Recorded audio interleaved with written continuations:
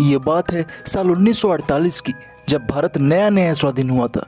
अंग्रेजों के जाने के बाद पूरा भारत बहुत खुश था। ये कहानी है राजस्थान की।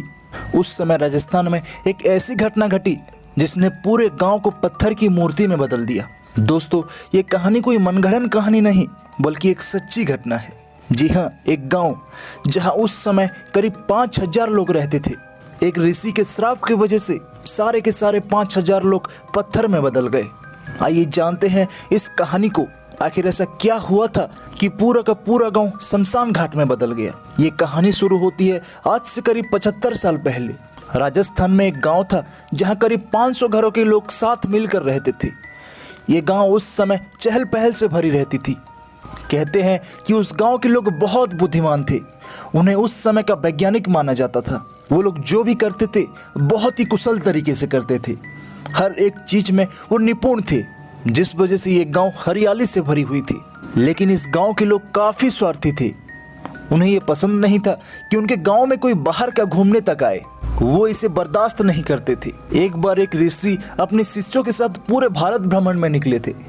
भ्रमण करते करते वो इस गांव में पहुंचे।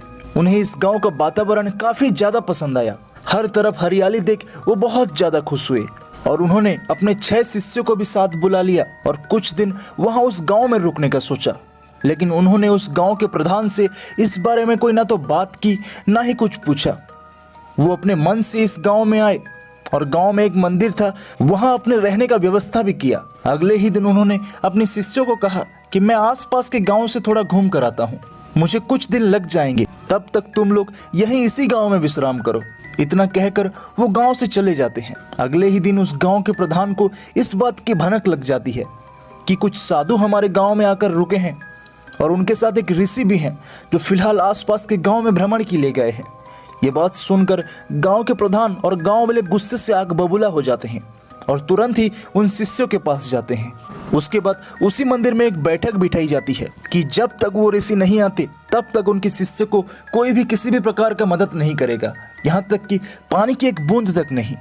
उसके बाद उन शिष्यों की हालत दिन ब दिन बिगड़ने लगी। भूख और प्यास से वो तड़प रहे होते हैं। कुछ दिन बाद वो ऋषि आते हैं और अपने शिष्य को इस हालत में देखकर वो बहुत ज्यादा गुस्सा करते हैं। उन्हें अपने शिष्यों से ये सारी बातें पता चलती हैं। ये सुनते ही वो ऋषि क्रोध में आकर उस गांव को श्राप देते हैं कि सूरज ढलते ही ये गांव एक शमशान घाट में बदल जाएगा।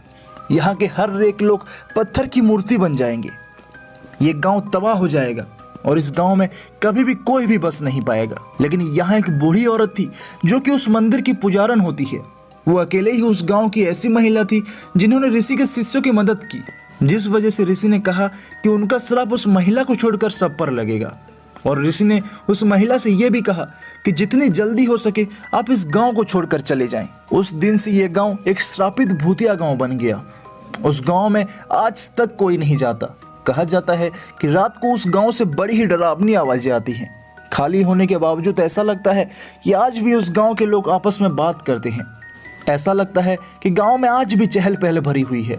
बच्चों के खेलने की और औरतों के हंसी ठिठोलियों की आवाजें भी अक्सर यहाँ से आती हैं। दोस्तों, ये कोई मनगढ़ंत कहानी नहीं, बल्कि राजस्थान में घटी एक सच्ची कहानी है।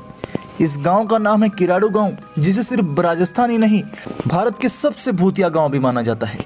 दोस्तों, कहानी कैसी लगी हमें कमेंट में जरूर बताएं और ऐसे ही amazing haunted and horror stories की डेली अपडेट के लिए चैनल को तुरंत सब्सक्राइब करें।